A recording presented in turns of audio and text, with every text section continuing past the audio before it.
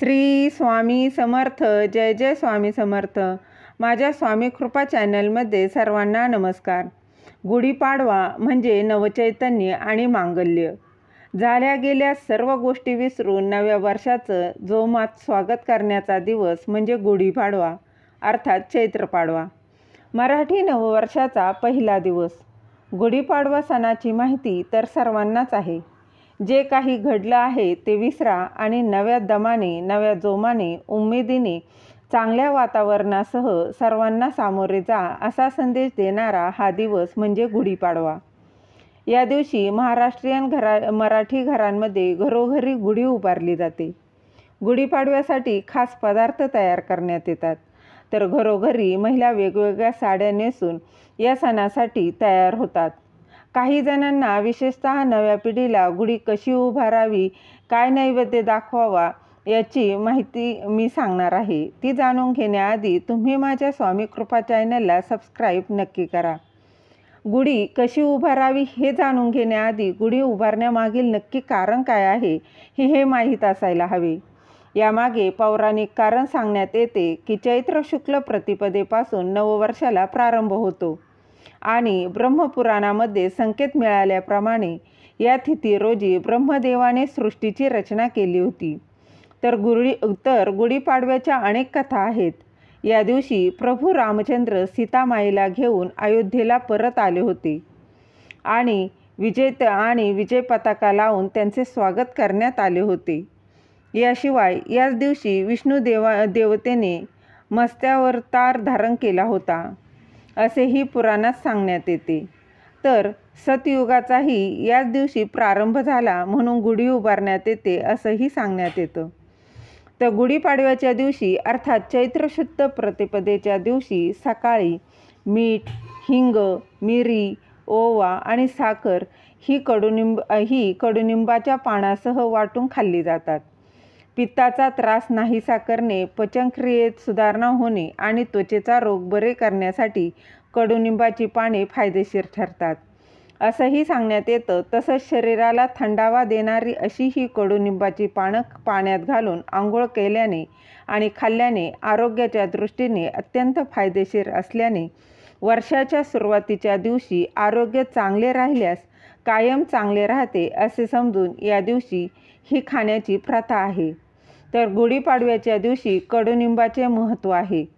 काही घरामध्ये कडुनिंबाची चटणी करून देखील खाल्ली जाते जेणेकरून आजार दूर जातील.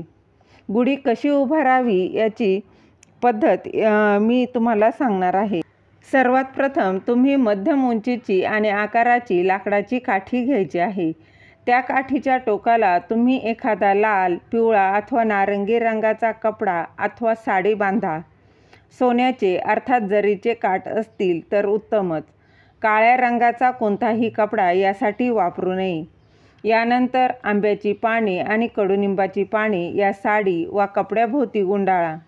त्यानंतर झेंडूच्या फुलांचा हार याभोवती व्यवस्थित बांधावा आणि त्यात साखरेच्या बत्ताशांची माळही अडकवावी. त्यानंतर काठीच्या टोकावर पितळी अथवा चांदीचा तांब्या उपडा घालावा. त्याचप्रमाणे त्यानंतर आपल्याकडे असणाऱ्या उंच ठिकाणी ब्रह्मध्वजाचे प्रतीक समजण्यात येणारी ही गुढी चांगल्या भावनेने आणि अतिशय सन्मानाने आणि आनंदाने तुम्ही उभारू शकता. गुढीपाडवा हा 3.5 मुहूर्तांपैकी एक मानला जातो. त्यामुळे याला विशेष असा मुहूर्त नसतो. सूर्योदयापासून कधीही गुढीचे पूजन घरोघरी करता येते. गुढी कशी उभारावी हे तर आपण पाहिले, परंतु तिची पूजा करण्याची पद्धत देखील माहीत असणं तितकंच गरजेचं आहे. पहाटे सूर्योदयापूर्वी उठावं, स्नान करावं, दरवाजाला ताज्या फुलांचे तोरण बांधावे, एका वेळूच्या काठीला तेल लावून तिला देखील पाण्याने स्वच्छ करून घ्यावी. नंतर त्या काठीच्या टोकाला एक केशरी वस्त्र बांधावं. कलशाला 5 गंधाचे पट्टे, हळद कुंकू लावावे, त्यावर स्वस्तिक काढावे आणि एक फुलांची माळ घालावी. नंतर कलश उपडा ठेवावा. काठीला आंब्याची डहाळी, कडुलिंबाचा पाला, फुलांची माळ, बत्ताशाची माळ घालावी. घरातून उजव्या बाजूला दिसेल अशा पद्धतीने गुढी उभारावी. त्यानंतर हळद कुंकू वाहावे. धूप दीप अगरबत्ती दाखवून पूजा करावी. त्यानंतर नैवेद्य दाखवून गुढीला नमस्कार करावा.